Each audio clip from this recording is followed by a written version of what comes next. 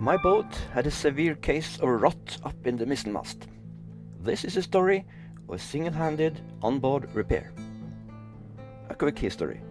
The boat, Origo, was built starting in 1984 because my wife Toril and me, Jan, wanted to sail around the world. We had 7 children and no money when we started to build. It took 6 years to build. From 1993 to 1995, we sailed around the world. From 1995 to 2016, we maintained the boat in Norway. Then we came to age and got our pension, and we sailed first to the Canaries and then to the Caribbean. Spring 2019, on our way from Guadeloupe to Grenada, we discovered a substantial amount of rot high up in the mizzenmast. We splintered the mast and sailed very carefully down to Grenada. The boat stayed in Grenada for the hurricane season. In November we were ready to start the repair. The first operation was to lower the damaged mast to the deck. This was done in 2 operations. The first is most critical. Sometimes it's wise to plan ahead. This is what kept me awake before I went to repair the mast. This is the situation where the mizzenmast is down here and the load to keep it up is transferred between the rope coming from the main mast and the rope going aft. Now here is a small chain plate, and I'm not sure how strong it is, so I need to know the strength of this force here coming down the rope. And then the only one way, there's vector mathematics, and it's easy and it's fun, because all I have to do is move this vector, which is the weight of the mast at the top, which is about 100 kilo, down here, and then we have the solution. This line up here now is the vector, is the force coming up the mast, and this is the force going down the rope, and this is the gravity, 100 kilo. And to find the strength here, we just take these 100 kilos, 1, 2, 3, so this is 300 kilos, easy.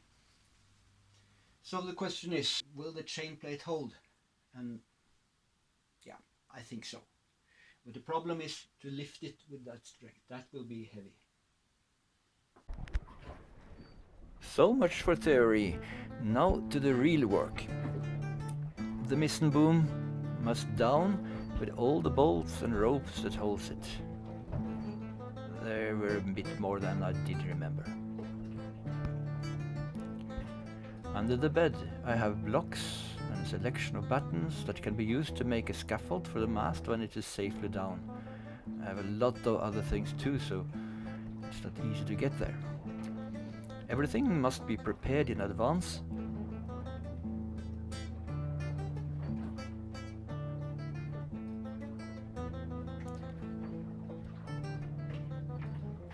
Too bad I didn't have all the material I needed. Now here is a scaffold for the mizzenmast when it's on the deck. Will this hold? I have to take the chance. But it's not very critical. If it fall down, then it doesn't fall too long. The ropes and the block for the lifting must be secured to the top of the main mast. Climbing here is still a bit scary, even in calm conditions as here. All the graveyards near the coast of Norway is full of people that fell down from the mast.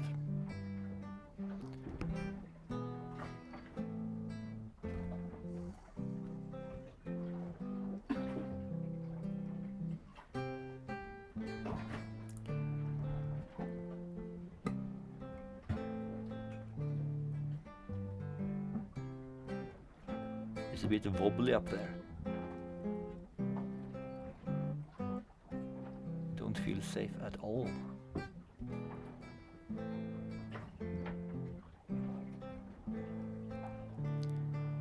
So you you need at least 2 hands to hold and 2 hands to work, so well.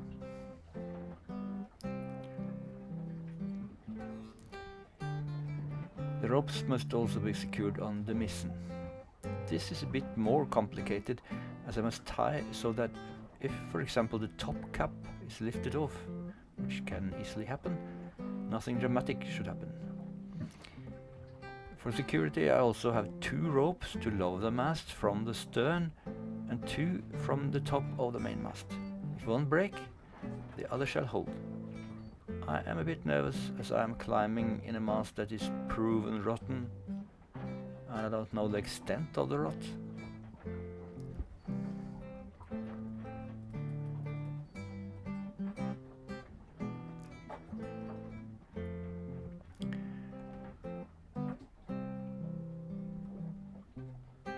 To get past the spread is a bit difficult. And here it's where the mast should break if it breaks. But it didn't.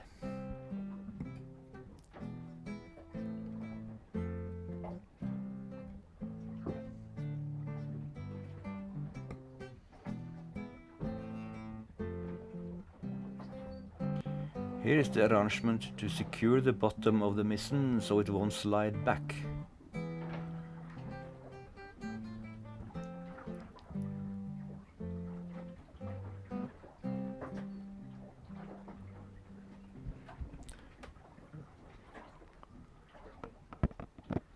It looks complicated, but it's made so that it should be easy to take off when I don't need it anymore. The ropes from the stern is all ready.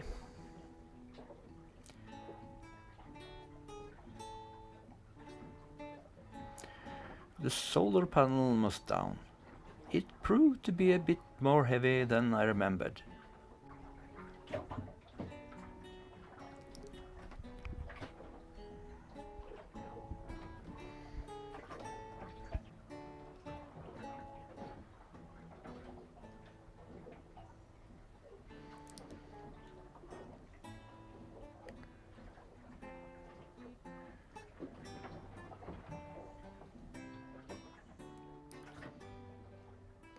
The last thing to do before the lowering of the mast can begin is now to remove the backstays.